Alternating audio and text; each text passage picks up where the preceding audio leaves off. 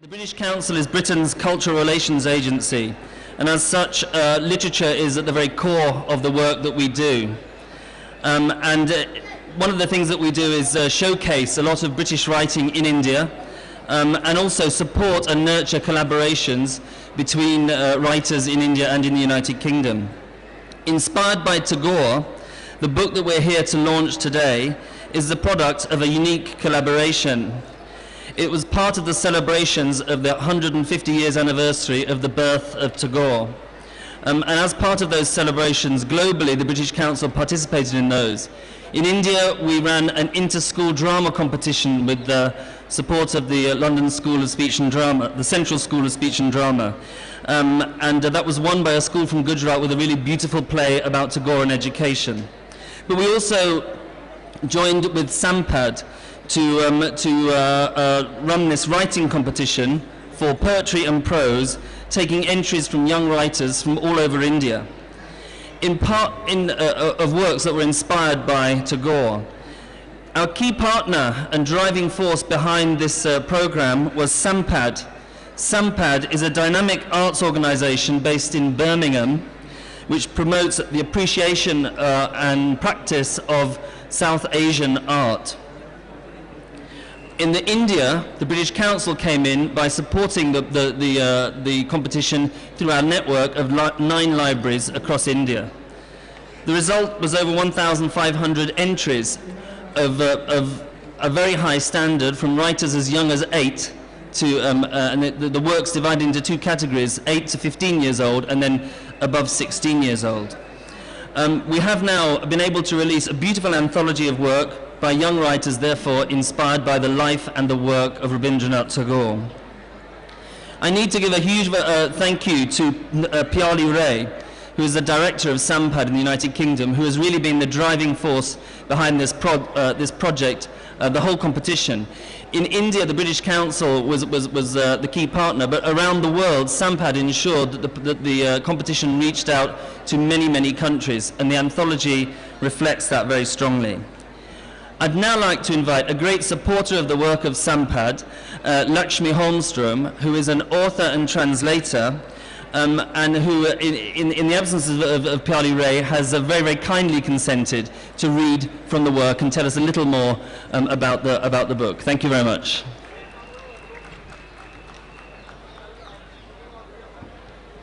Thank you very much, Charlie. It's my privilege to be here to read from this book and to release it. It's a great shame that Pyali Ray, the director of Sampad, is not here. She is a woman of vision and has been directing Sampad with vision and energy for the past 20 and more years. It's my privilege to have been associated with Sampad over these years, although I haven't been directly involved in this particular project. As Charlie told you, it is the outcome, this book, and it's a very beautiful book, it's the outcome of a competition which was entered into by contributors worldwide. The poems have been inspired sometimes by a line, sometimes by a whole poem, sometimes by a theme. It struck me looking at the book that it's so much like what Sampad does, which is to say that it's rooted in South Asian literatures and arts, but always inspires experimentation and takes the work out into the wider world, to the community, but in this case, internationally. As Charlie said, it attracted entries from over 37 countries. There were over 1,500 entries. And out of these, a panel of judges selected 300 pieces for this book. And I think without further ado, I shall read a few poems from this collection. And I was struck by how beautiful some of the contributions from the youngest entrants are. So I will read two, both by 11-year-olds. The first is by Kim Littler, aged, if you'll believe it, 10. And she writes, I enjoy the imaginative but simple way that Tagore often writes about common experiences in his poetry. This really struck me in his poem Dungeon. The idea of how a name and identity can define us seemed very true to me, and I wanted to work this in my own poem. So here it is, and it's called Tomboy. When I speak, the shackles rub. An unspoken vow to my name lingers in my long hair, baggy trousers, books, and blue. I could take a file to one of these links and work away at its steely cold, but too much space would erase me, like a fish swept away from the reef and tumbling into anonymity. I thought that was so lovely. And another one by Daisy Stratfield from Oakham, Rutland. And this is by this child aged 11, by this child, that's girl. And she simply says, inspired by Tagore's poem On the Seashore. And this is it. On the beach, the sea is rustling, each wave collapsing over itself, leaving white froth to sink slowly into the sand. Every so often, a faint caw from a hovering seagull above, a little scream from a child. His sandcastle just collapsed. A big wave came to gobble it up into the sea, always on the beach. Now this one is from an older entrant, Adrita Das from Bangalore. And I was very struck by this because she talks about apples, she associates apples with India. And that was such a strange and lovely connection. She says, I come from a Bengali family that has traveled all over India, and I have been writing for a good few years. Having been brought up with snippets of Tagore's poetry, stories, and of course music, I have unconsciously imbibed in my own writing the essence that I feel Tagore stood for. In all his works, I have found this nostalgia that is very personal. So here is this poem, and it's titled Cider from the Old City. Summers in India were full of apples, washed, peeled, and sliced. Apple pulp, apple pies, apple juice, apples with cinnamon, apples with kala namak. Moon-shaped apple pieces turning yellow inside a round tiffin box made of steel. Those summer nights, humid and crimson, reeked only of the trees that grew beside the city pipes, growing rarer by the day as the granite floors grew cooler with the looming monsoon. Summers in India were full of apples, washed, peeled, and sliced. Several years of dust have lathered on, the salt in the air grinding between my canines, grudgingly rubbing in irritation with my nostalgia. The old Fiat lies wasted, its beauty lost on the men that drove her in the 90s.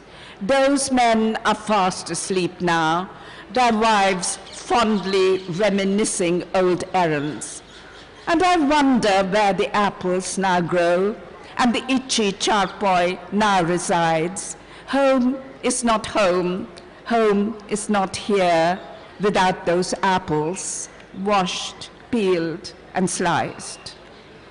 Turning back, I see you, examining the vast city from your spot on the terrace, old and savaged and dusty. The cane chair creaks as you collapse into it, your eyebrows still crinkled from the summer heat. I tell you that summers are different now without the apples. I forget. You taste of rum. You are the summer now.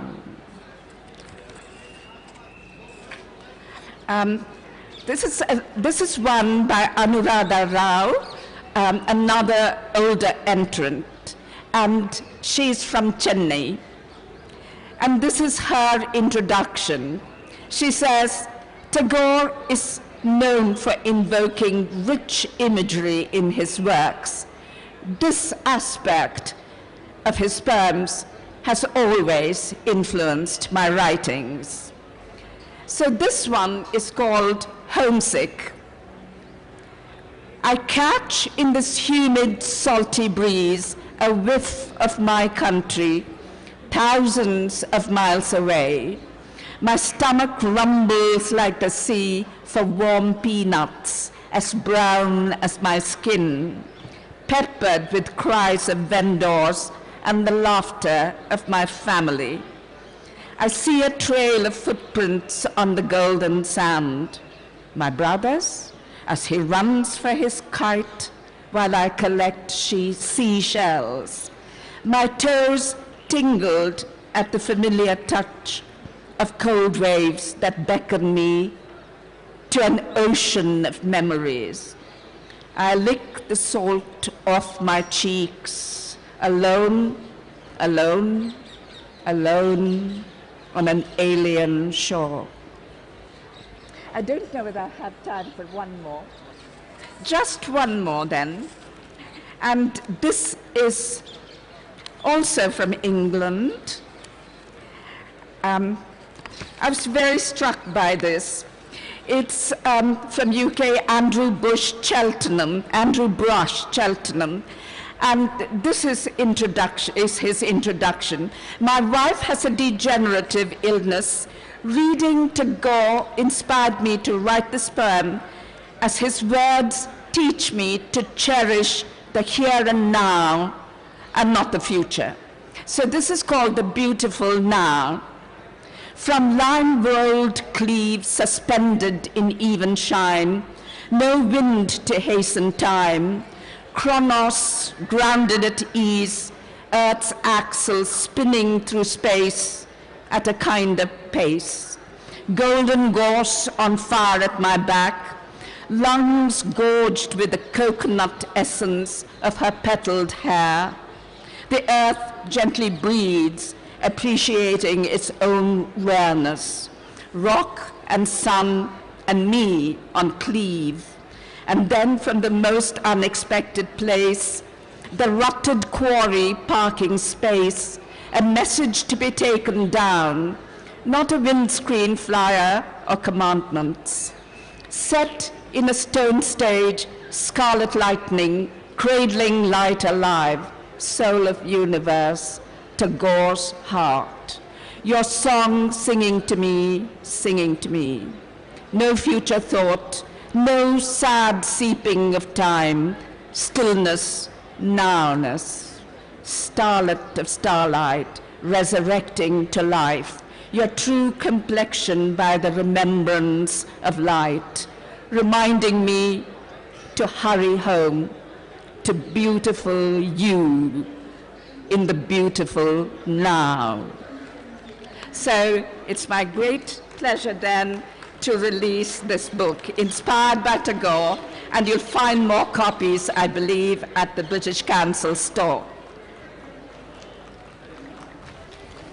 Thank you very much, Lakshmi, for the beautiful selection and wonderful readings. And thank you, ladies and gentlemen.